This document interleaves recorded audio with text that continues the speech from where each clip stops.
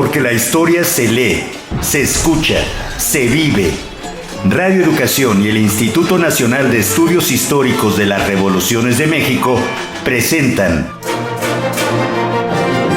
Historia Viva, la voz del pueblo de México.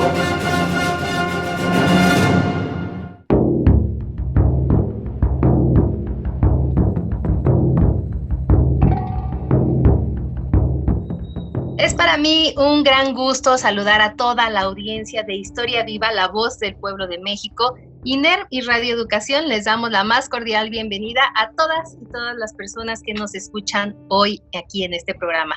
Mi nombre es Ivette Mota y como cada semana saludo con mucho gusto al doctor Felipe Ávila y hoy también, por supuesto, saludamos a nuestro invitado del programa del día de hoy, el historiador Pablo Escalante Gonzalvo. Muy buenas tardes a ambos, ¿cómo están? Muy bien, muy buenas tardes. Buenas tardes, Pablo. Buenas tardes a todos, muchas gracias y mucho gusto de estar en el programa con ustedes y con la gente que nos ve y nos escucha. Gracias. Bueno, hoy estaremos abordando algunos de los aspectos de la historia de la civilización náhuatl en el marco de la Fundación de México Tenochtitlan. Para ello, bueno, como ya lo mencionamos, nos acompaña Pablo Escalante Gonzalvo, quien nos llevará por un viaje sonoro por la historia previa a la llegada de los conquistadores y también nos narrará los pormenores de la vida social del pueblo náhuatl. Así que, ¿qué les parece si antes de iniciar con el tema de hoy, nos acompañan a escuchar esta pequeña semblanza que preparamos para nuestro invitado para que ustedes conozcan quién es quien nos va a llevar hoy en este programa?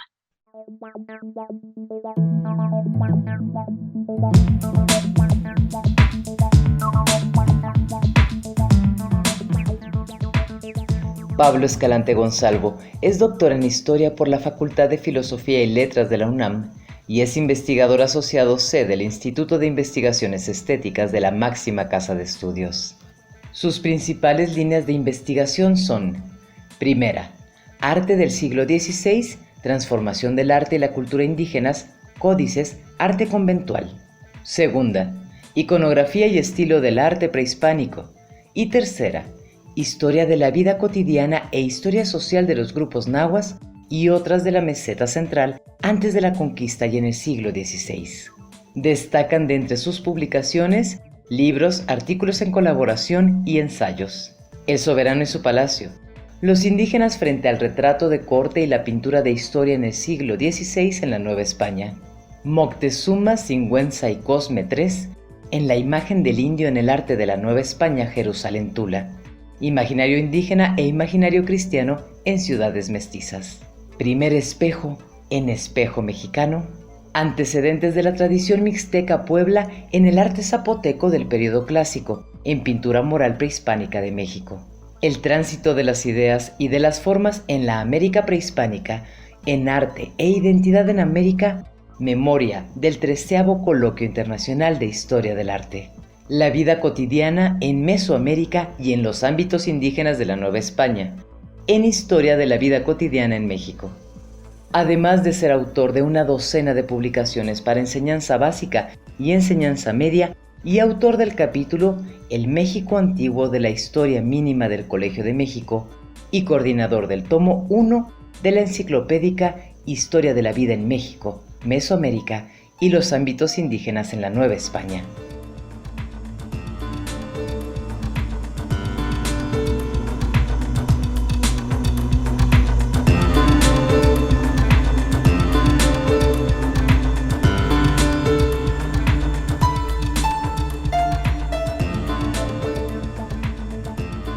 Estamos de vuelta y nos agrada siempre saludar a quienes nos siguen por Facebook, Twitter, de las cuentas, por supuesto, de Radio Educación y del INERM, y también a través de las emisoras del 1060 de AM y del 96.5 de FM en la Ciudad de México. Por supuesto, también a las estaciones que comparten la señal de Radio Educación en los diferentes puntos de México. Y bueno, Felipe, pues empezamos contigo para que tú nos ayudes y nos guíes por esta fascinante etapa de nuestra historia, ubicándonos, por favor, dentro del espacio de la América precolombina. ¿Cómo abrir, digamos, a grandes rasgos esta reflexión acerca del último periodo de la historia antigua mexicana? Sí, Beth, con mucho gusto. Te saludo a ti, a nuestro amable auditorio y a nuestro querido amigo Pablo Escalante que nos acompaña hoy en este programa y en otros más que vamos a hacer. Y Beth, en agosto se conmemoran los 500 años de la caída de México Tenochtitlan. Es una gran efeméride que es motivo de reflexión, de recordación.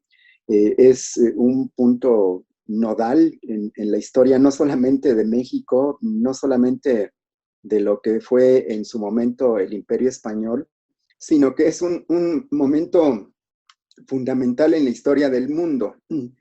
Creo que a finales del siglo XV y XVI, comienzos del XVI, se comienza a establecer una nueva historia mundial. Creo que es la primera gran mundialización que tiene lugar en la historia de la humanidad. Y lo que aquí ocurrió en los territorios de lo que hoy es la nación mexicana, tuvieron lugar acontecimientos decisivos que empezaron a contribuir a la conformación de un nuevo mundo. Creo que tiene una dimensión mundial los acontecimientos que tuvieron lugar a finales del siglo XV y comienzos del XVI.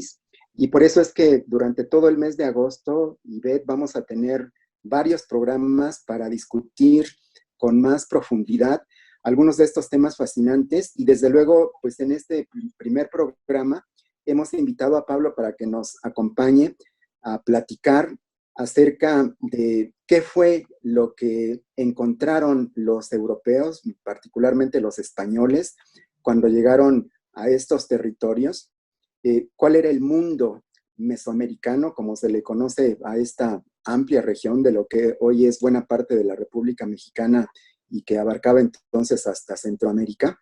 Y bueno, pues vamos a ver junto con Pablo algunos de los aspectos más importantes culturales, sociales, políticos, económicos que había en estos territorios antes del arribo de los europeos. Esto es lo que vamos a tratar en esta ocasión, Ivette. Pues vamos a empezar porque son muchos temas y siempre estos minutos de este programa se nos van como agua. Así que Pablo Escalante Gonzalvo, pues empezamos. Y tenemos muchas preguntas, pero ¿cuál sería la situación social? ¿Cuál era, perdón, la situación social en Mesoamérica al fundarse Tenochtitlán? ¿Quiénes fueron esos fundadores? Y si se trataba de una civilización milenaria o de un grupo nómada. Y bueno, por otra parte, pues también que nos ayudes a entender la diferencia, si es que hay, al decir nahuas, mexicas o aztecas. Claro que sí, con mucho gusto. De nuevo, un saludo y un agradecimiento por la invitación. Efectivamente, son muchas preguntas, todas en esta participación, en esta intervención tuya. Voy a tratar de responder a todas ellas. A ver, en primer lugar, quisiera decir que muchos historiadores del México indígena preferimos utilizar el término civilización mesoamericana para referirnos a la totalidad de los grupos y los procesos que ocurrieron en el México antiguo. Pensamos que hay una gran civilización, así como hubo una gran civilización clásica en el Mediterráneo, pues que hubo una gran civilización mesoamericana, así como también hubo una gran civilización en los Andes, por ejemplo, o en el Mississippi. Estas son nuestras tres grandes civilizaciones americanas, la del Mississippi, la de los Andes y la mesoamericana, la que llamamos mesoamericana. Dentro de esta civilización mesoamericana hay grupos hablantes de diferentes lenguas que se establecen en regiones distintas del territorio y que tienen también diferencias culturales importantes, pero no tan importantes como para que hablemos de diferentes civilizaciones. Es un mosaico de pueblos y de lenguas, hay diferencias de costumbre importantes entre algunos de estos pueblos, pero todos ellos participan en el sistema de la civilización mesoamericana. Uno de ellos es el pueblo náhuatl, si es que podemos llamarlo así. ¿Quiénes son los náhuatl?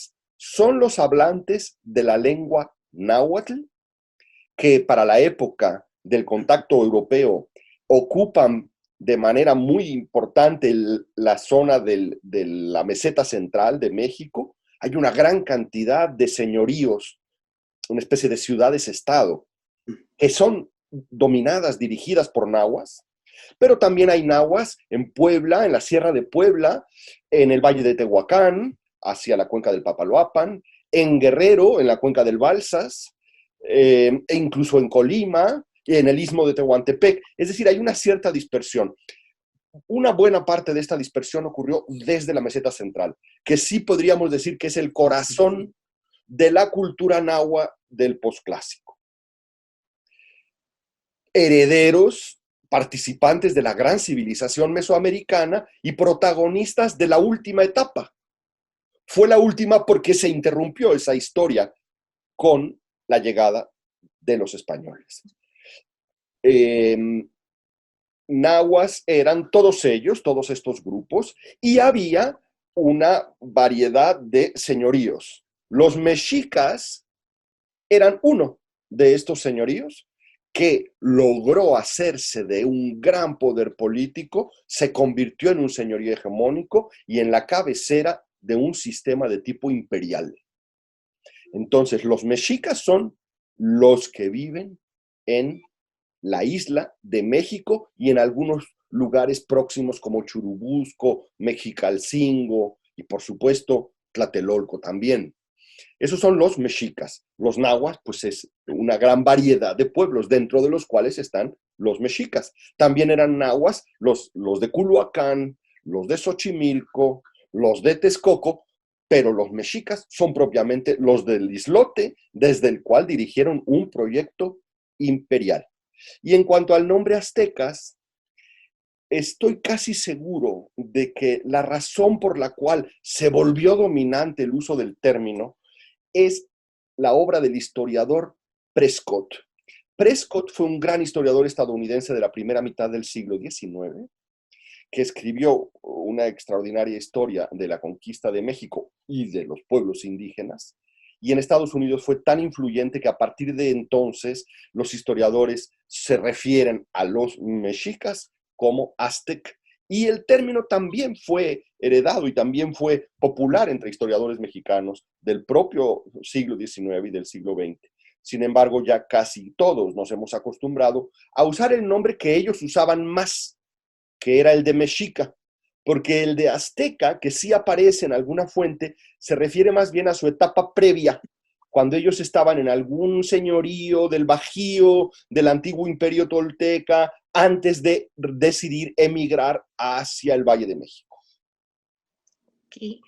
Muchas gracias por esta explicación, y para seguir entendiendo otros conceptos, le pediría a Felipe que nos ayude a explicar los conceptos imperio, civilización o guerra al referirnos a la sociedad náhuatl. Bueno, ¿qué pasaba en esa época también en el mundo, particularmente en España, para entender este contexto? Sí, Beth, con mucho gusto. Me parece que es importante subrayar que en el momento en que llegan los invasores españoles, es una etapa particularmente interesante que está ocurriendo en Europa, en el mundo conocido de Europa, Asia y África, que era pues una gran zona que había estado conectada por milenios a través de distintos vínculos.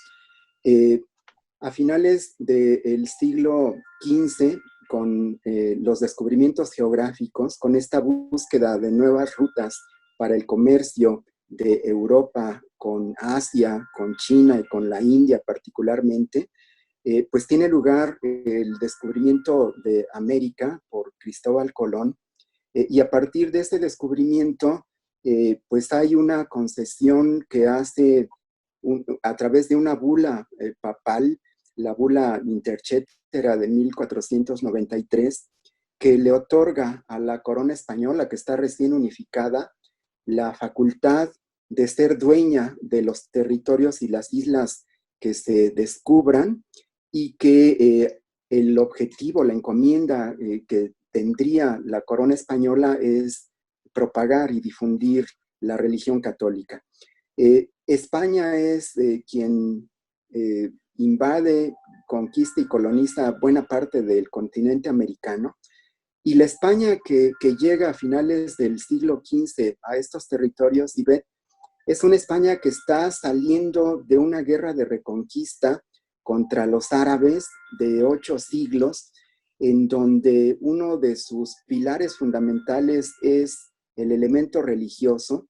Es una guerra de reconquista profundamente impregnada por el rescate del catolicismo, y es una España unificada que apenas con el matrimonio entre Isabel y Fernando logra una unificación que había tardado muchos siglos.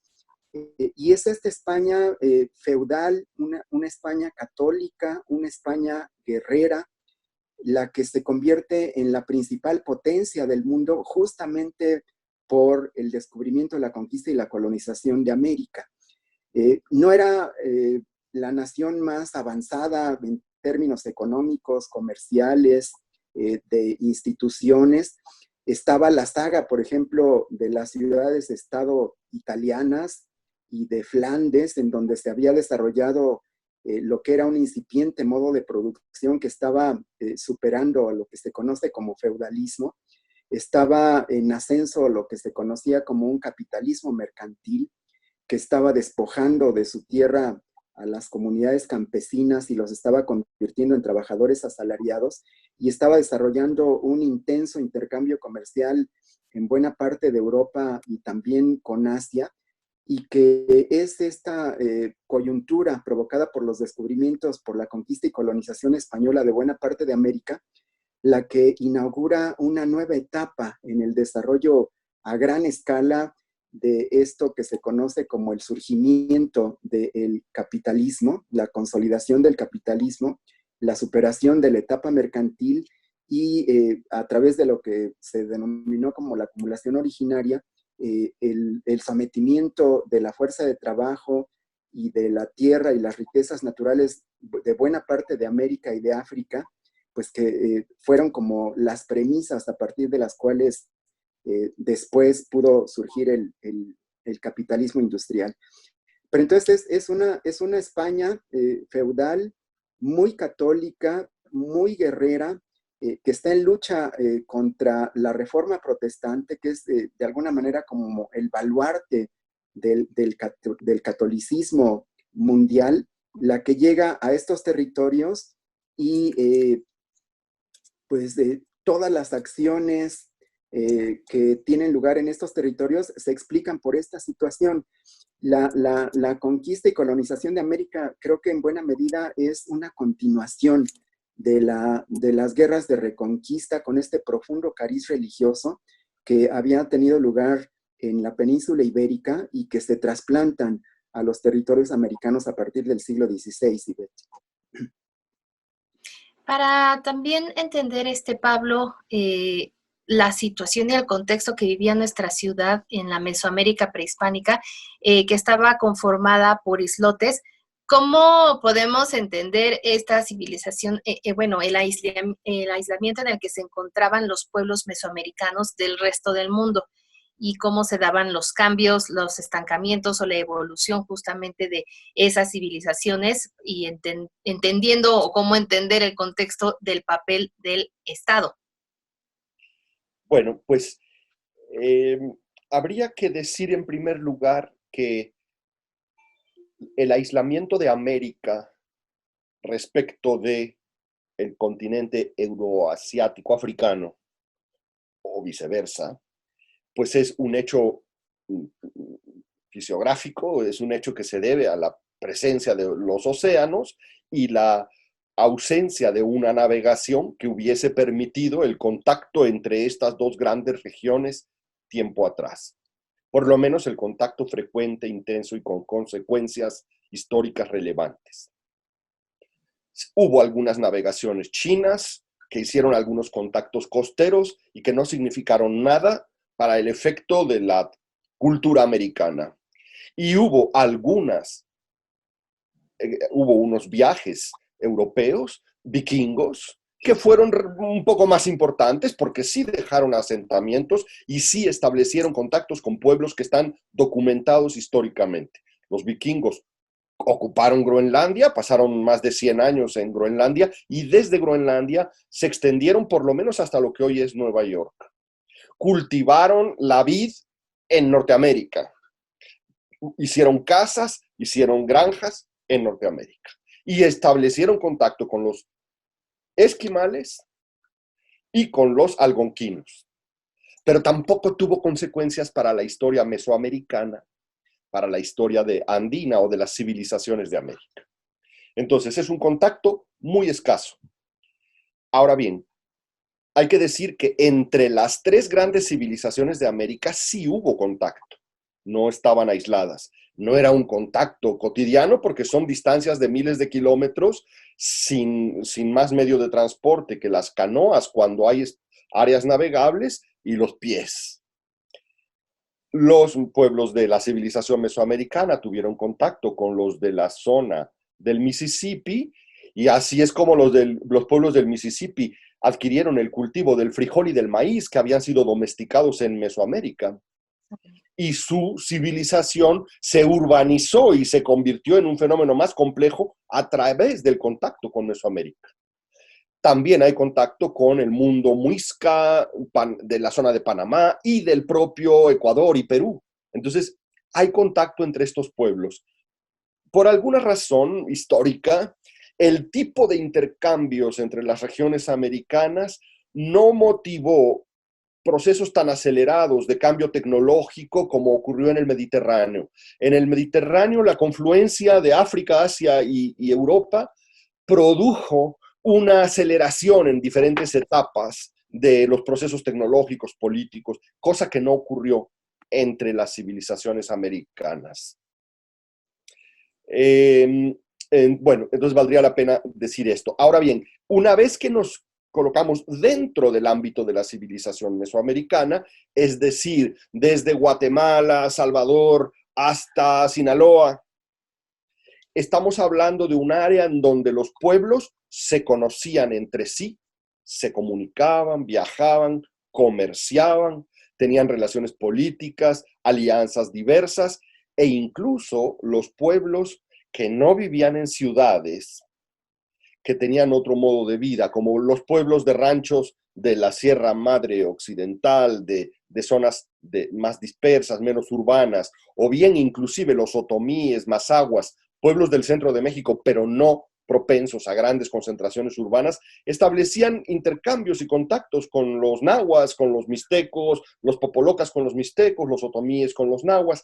Había diferencias culturales que cabían dentro de las comunicaciones internas de esa civilización. En resumen, lo que quiero decir es, no hay contacto entre Europa y América, salvo los ejemplos que cité, pero sí hay algunos contactos americanos relevantes y ahí sí, una fluida, intensa comunicación, así haya sido a pie, así haya sido mucho más cansado que montarse en una carreta, pero la comunicación entre México y Guatemala era ordinaria, común, normal, era habitual. Era una de las rutas importantes de comercio en busca del ámbar y de las plumas de quetzal. Era lo que hoy llamamos Chiapas, lo que hoy llamamos Guatemala. Entonces, había un intenso comercio. Y entonces el aislamiento no existe dentro de la civilización mesoamericana, sino en todo caso respecto del mundo euroasiático africano. Respecto a otros continentes. Pablo, Felipe, vamos a hacer un paréntesis para escuchar y ver quienes nos siguen a través de nuestras redes sociales, la siguiente cápsula que preparamos para ir conociendo más acerca de la sociedad urbana en las ciudades nahuas y regresamos.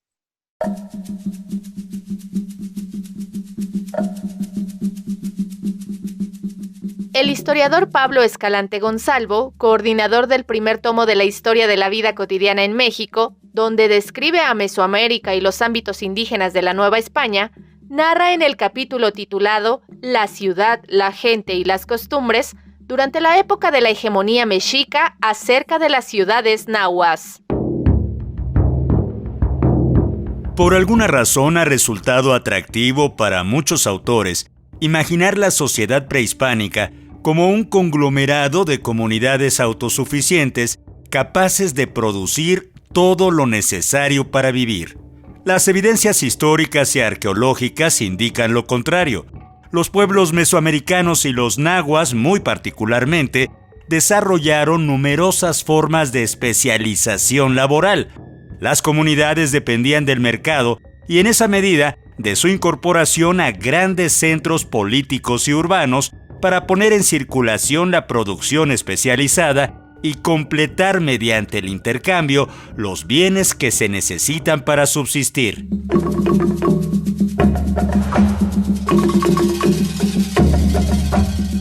Las evidencias históricas y arqueológicas indican lo contrario. Los pueblos mesoamericanos y los nahuas muy particularmente desarrollaron numerosas formas de especialización laboral. Las comunidades dependían del mercado y, en esa medida, de su incorporación a grandes centros políticos y urbanos para poner en circulación la producción especializada y completar mediante el intercambio los bienes que se necesitan para subsistir. Las ciudades del Valle de México, situadas la mayoría a la orilla de los lagos e incluso en sus islas, como México Tenochtitlan, reunían en su territorio a muchas comunidades de especialistas. Estas comunidades recibían en náhuatl dos nombres que en varios documentos se presentan como sinónimos: Calpulli y Tlaxcali. Calpulli significa literalmente casa grande. El término parece referirse al templo de la comunidad, que quizá fuera también un ámbito para reuniones comunales no religiosas. La etimología de Tlaxcali es muy oscura, pero parece contener la idea de una casa rodeada de agua, lo cual podría aludir a los islotes barrios que caracterizaban al patrón de asentamiento de Tenochtitlan y de otras ciudades lacustres. Estos calpulis o tlaxcali albergaban grupos de familias emparentadas que tenían en común el origen, el oficio y la devoción por ciertos dioses y funcionaban al mismo tiempo como barrios o circunscripciones administrativas de la ciudad. El orden de estas comunidades parece haber oscilado siempre entre la autogestión y el cumplimiento de ciertas reglas y obligaciones impuestas por el orden político central. En el ámbito profusamente urbanizado del Valle de México, había calpulis especializados en tareas muy distintas: agricultores, recolectores de sal, recolectores de excremento de murciélago, usado como abono, aguadores que llevaban agua potable de los acueductos a las viviendas, pescadores, recolectores de algas lacustres, muy alimenticias, cazadores de patos, etc. Aunque varios de estos oficios se desempeñaban en medios no urbanos, es muy probable que la gente que los practicaba viviera en las ciudades y se trasladara en canoa para su faena diaria, apunta el historiador en esta breve noción sobre las ciudades nahuas.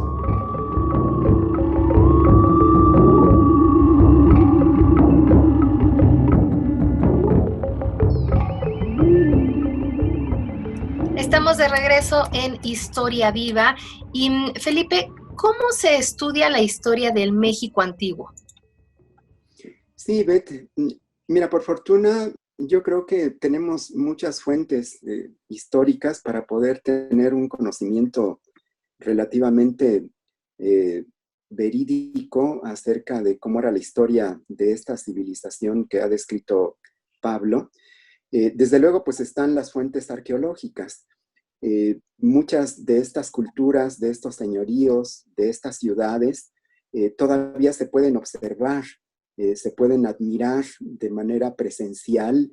El territorio de lo que hoy es la República Mexicana está plagado de miles de sitios arqueológicos en donde se puede ver de manera directa cuáles eran las construcciones, los monumentos, los templos, las estelas, las tumbas. Hay también esculturas y hay códices que han podido preservarse y que pueden verse en algunos de los distintos museos y de estas zonas arqueológicas de manera directa.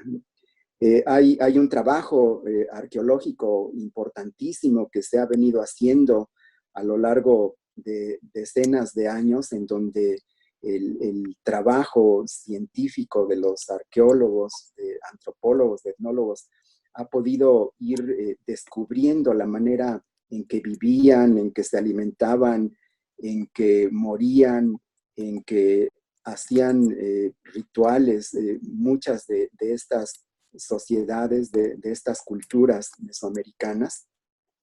Y bueno, también particularmente con algo que va a ser motivo de reflexión en este programa, hay fuentes particulares, específicas acerca de lo que fue el proceso de conquista y colonización. Esto lo vamos a ver con más detalle quizás en el siguiente programa, pero hay fuentes directas de algunos de los protagonistas de la conquista y colonización primera, empezando por el propio Hernán Cortés, que escribió sus famosas cartas de relación, que se convirtieron en el documento histórico más importante, que fue como la base para muchas otras historias que se derivan de este relato. Están todas las importantísimas fuentes que hicieron los religiosos, particularmente los franciscanos, aunque no únicamente, que hicieron una encomiable labor de conocimiento, de investigación, de rescate, de preservación y de protección de las culturas mesoamericanas con las cuales tuvieron contacto. Desde luego, pues aquí creo que en primerísimo lugar habría que citar la obra que dirigió Fray Bernardino de Sahagún. Y están a partir de estas fuentes, otras fuentes que se derivan, que también comenzaron a contar lo que había antes de la llegada de los europeos, lo que había sido el trauma del encuentro, de la lucha, de la guerra contra los europeos, y lo que pasó después, particularmente en las décadas que siguieron a la caída de Tenochtitlan en 1521. Y es muy importante, Ivette, yo creo también subrayar que, bueno, estas son las fuentes históricas más importantes que hay, pero desde luego se tienen que abordar con un ojo crítico.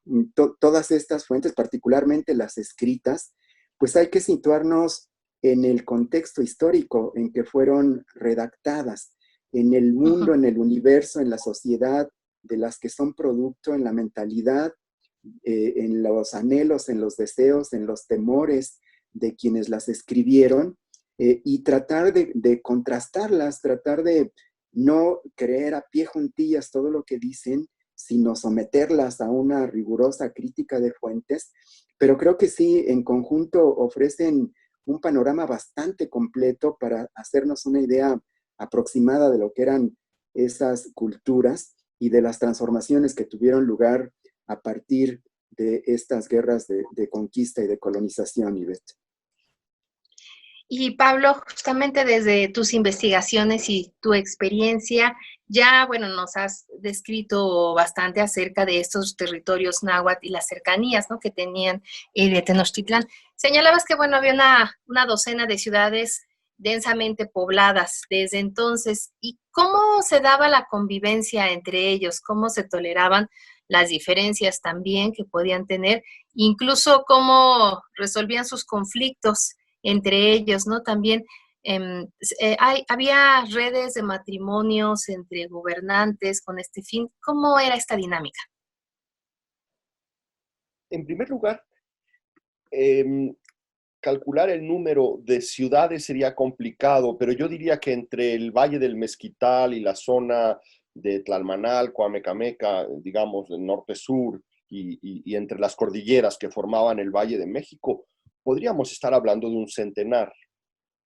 Ahora bien, es verdad que dentro de ese centenar, pues a lo mejor habría unas 10 o 12 ciudades grandes, principales, como lo pueden ser Azcapotzalco, Culhuacán, Texcoco, México, Tlatelolco.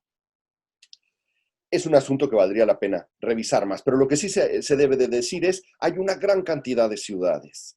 Tenochtitlan es una más de esas ciudades.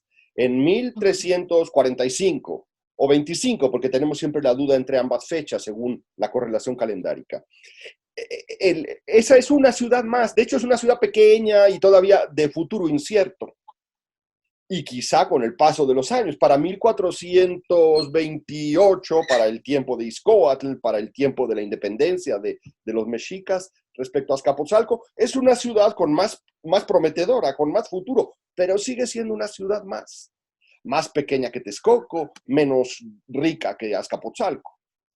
Y poco a poco se convierte, como capital imperial, en una riquísima ciudad. ¿Cómo?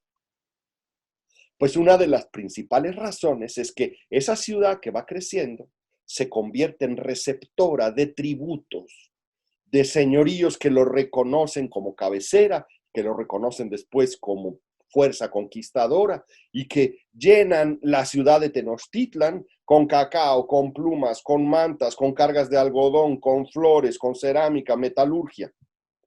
Y hacen una gran ciudad, una ciudad que puede empezar a mantener a grupos de artesanos, a una élite militar cada vez más grande, etc. Entonces, lo que hace crecer a las ciudades mesoamericanas, además del trabajo de sus barrios, es en buena medida la riqueza que llega por vía tributaria. Por tanto, una ciudad políticamente relevante, destacada, capital imperial, crece más, se enriquece más, incluso recibe barrios o grupos que vienen a vivir y desarrollar su oficio especializado, mercantil o artesanal en la propia ciudad. Ahora, ¿cómo conviven estas ciudades que hay? Digo que hay decenas, cientos, un centenar probablemente en esta región del Valle de México, Valle del Mezquital y alrededores.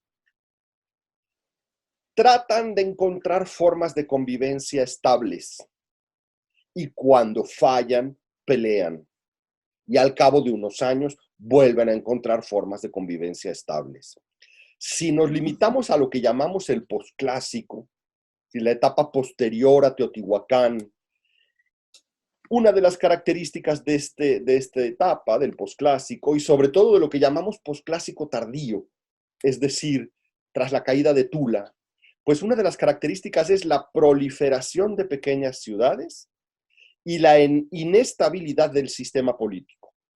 Entran en conflicto, hacen alianzas, pero luego hay una deslealtad o un ataque que rompe la alianza, se amplía el conflicto hasta que se restituye. Es un sistema que fue quizá característico de toda la Mesoamérica del posclásico, pluralidad de ciudades-estados, en lugar de grandes ciudades hegemónicas, como fue en la época de Teotihuacán, más, ahora predominan multitud de ciudades-estados que tienen una propensión a buscar estabilidad mediante las alianzas, pero que entran en conflicto constantemente. A veces conflicto, esto es muy importante tenerlo en cuenta cuando se mira la conquista española de Tenochtitlan y el éxito de la imposición del dominio español en las tierras de lo que había sido Mesoamérica, de lo que era Mesoamérica. Hay que entender, porque a veces uno dice, bueno, pero estaba la alianza de los texcocanos, era Texcoco, Tlacopan por Azcapotzalco y México, eran señoríos muy fuertes. Sí, pero es que en la historia del posclásico, así como establecían las alianzas, las rompían. Y Tenochtitlan había sido súbdito de Azcapotzalco, como sabemos, y se sublevó frente a esto. Y Texcoco se convirtió en aliado de Tenochtitlan contra su antiguo aliado. Romper las alianzas y entrar en conflicto era algo común, era parte del sistema. Así funcionaba. Lo importante era cuando se lograba la estabilidad suficiente para que durante varias décadas, o a lo mejor un siglo entero, no fuesen cuestionados en lo fundamental los acuerdos de poder y los repartos también de las cargas tributarias, de los beneficios que los estados aliados obtenían de dicha alianza, como era el caso de la Triple Alianza. Azcapotzalco tenía sus beneficios, Tlacopan era la cabecera formal, sobre todo de la parte matlatzinca y tal.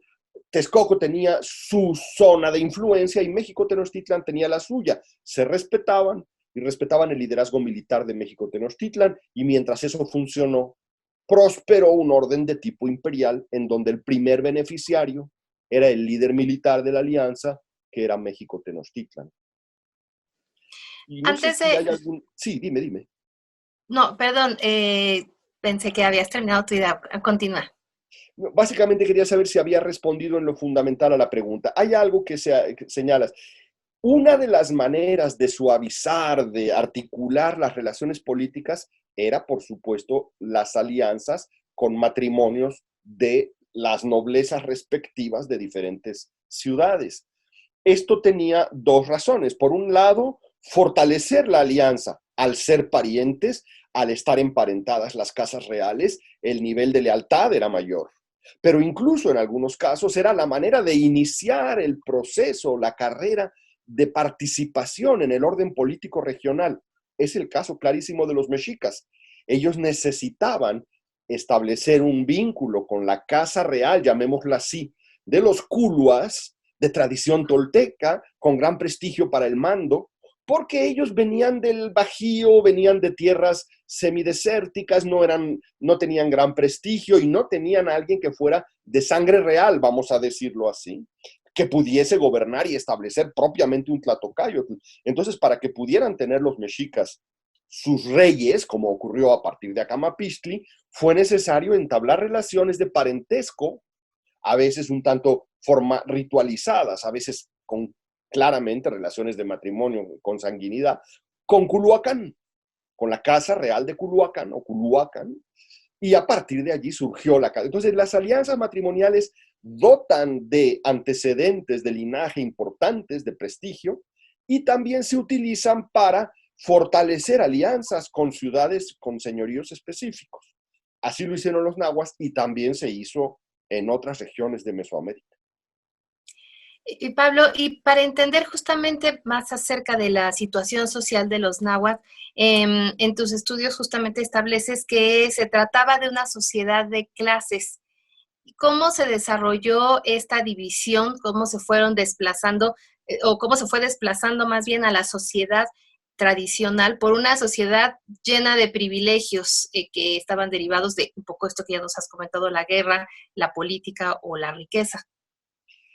Yo creo que es muy importante recordar este hecho, que las sociedades mesoamericanas eran sociedades de clases, con fuertes divisiones de clases sociales. A veces nos gusta más, para conciliarnos con nuestro pasado remoto o heredarlo, imaginarlo como un mundo pacífico, homogéneo y sin los vicios o problemas de las etapas históricas posteriores, pero eso no existe. La civilización va de la mano del conflicto de clases y va de la mano de la división social de clases. En Mesoamérica había nobles y había macehuales o plebeyos. Y la división llegaba a ser muy profunda y los intereses de clase de los dos grupos eran distintos. Lo cual hace, esto será largo de explicar, a lo mejor en otra ocasión, que los plebeyos no estuvieran siempre totalmente identificados con los intereses y con el destino de los nobles. Ocasionalmente sí.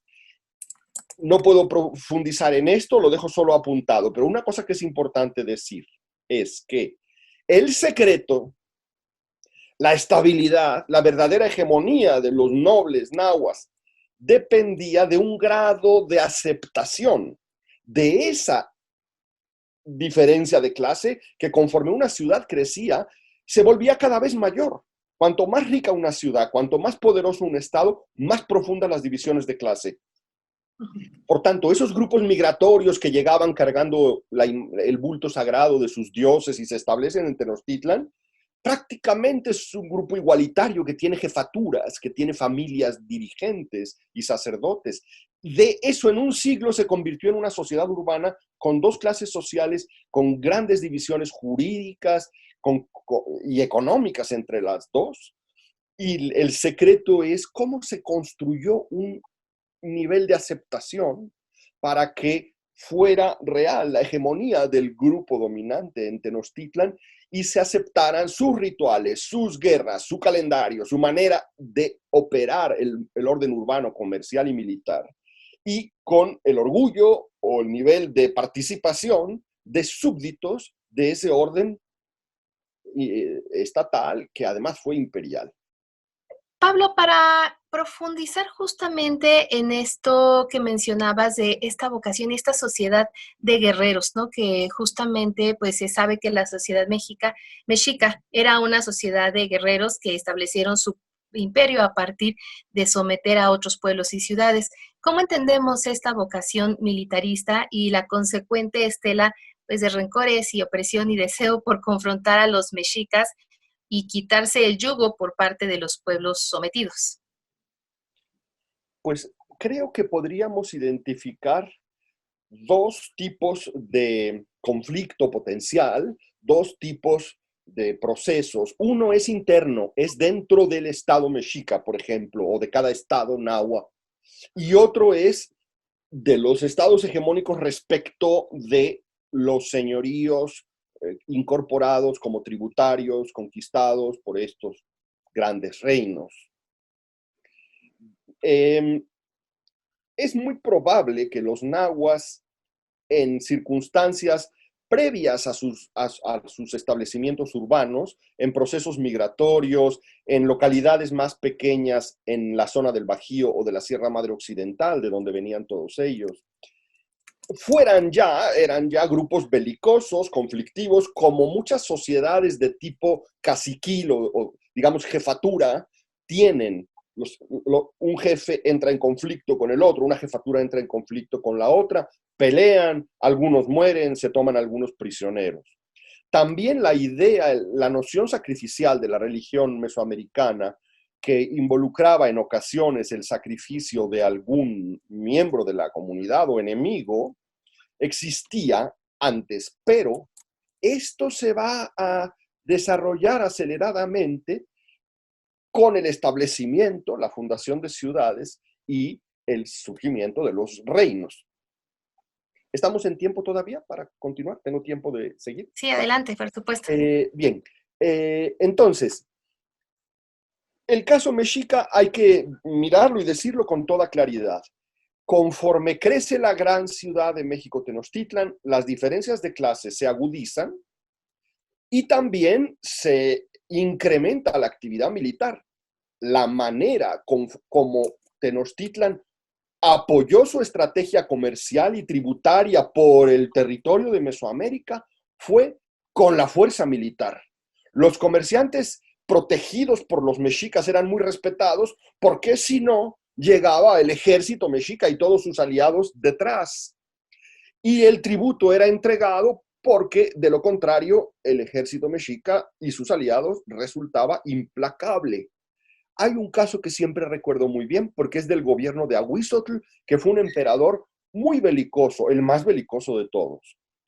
Es el caso de una comunidad en lo que hoy es el estado de Guerrero, Teloloapan, bastante conocido. En Teloloapan van los mercaderes enviados por los mexicas y deliberadamente la gente de Teloloapan les cierra el camino y no les permite pasar. Manda ese mensaje provocador a los mexicas y los mexicas organizan un ejército en el cual se van sumando sus aliados y pueblos tributarios en el camino hacia la cuenca del Balsas y ese ejército enorme se planta enfrente de Teloloapan y les piden sumisión y tributo y obediencia y respeto a los mercaderes mexicas. Y la gente de Teloloapan no acepta ese trato y entonces son atacados. Después de un tiempo de ataque, paran y vuelven a mandar mensajeros y les preguntan si están ya dispuestos a aceptar la autoridad de Tenochtitlan y pagar tributo y respetar las rutas comerciales, a lo cual se niegan los señores de Teloloapan. Con lo cual decide Ahuizotl que se les dé guerra sin cuartel, que exterminen a toda la población de Teloloapan y, según crónicas de tradición indígena, se pide que exterminen no solo a la gente, sino incluso los animales, o sea, los guajolotes y los perros, y los pájaros de las jaulas, o sea, los animales del poblado. Acaban con la población de Teloloapan a tal punto que para recoger la cosecha de cacao, que era muy codiciada en la región, tienen que mandar colonos. Esto pasó algunas veces, que los mexicas mandaron colonos para recuperar población que había muerto en la guerra y poder volver a tener estabilidad en algún punto.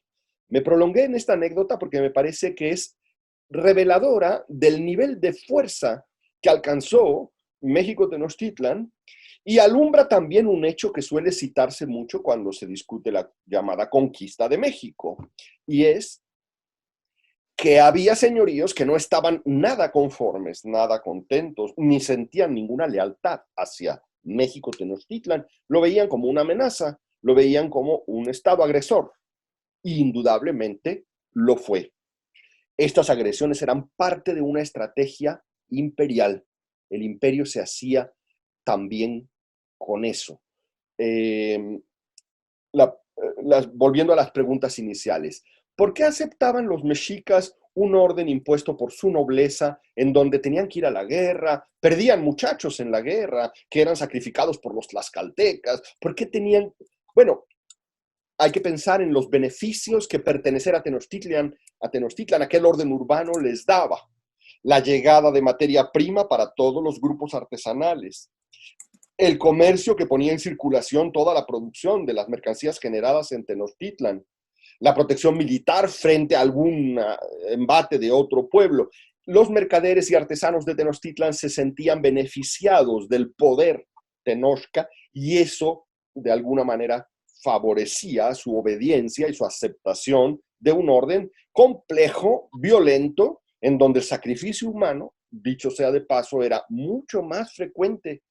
A veces se quiere juzgar o valorar el tipo de cultura religiosa de toda Mesoamérica a la luz de México Tenochtitlan. Esto es un error. La religiosidad y el tipo de fiestas públicas de México Tenochtitlan y algunos otros de los reinos de nahuas es distinta, porque, por ejemplo, el sacrificio humano era muchísimo más frecuente en Tenochtitlan que en Nochistlán, Coixtlahuaca, Tepozcolula, Yanguitlán. Todas aquellas localidades de la Mixteca era muy diferente. No había una exacerbada cultura sacrificial. Eso era muy de los nahuas y muy de la zona del Valle de México.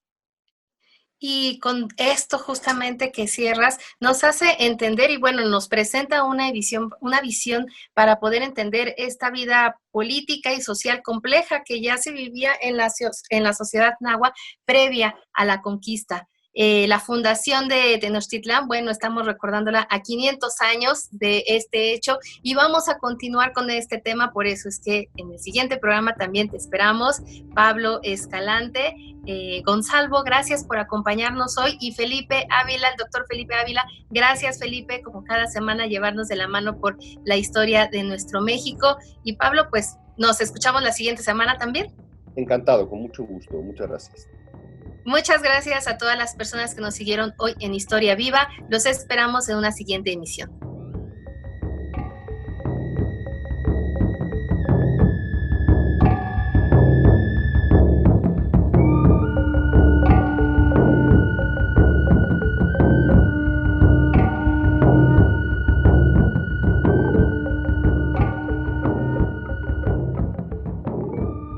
Participamos en este programa Oscar Guerra, José Ángel Domínguez, Laura Viadas, Alma Lilia Martínez, Salvador Castro, Daniel Librado Luna, Claudia Segura, Felipe Ávila y Beth Mota, bajo la producción de Mario Ledesma.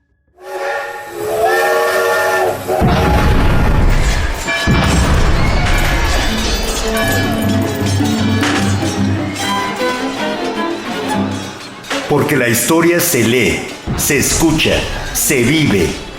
Radio Educación y el Instituto Nacional de Estudios Históricos de las Revoluciones de México presentaron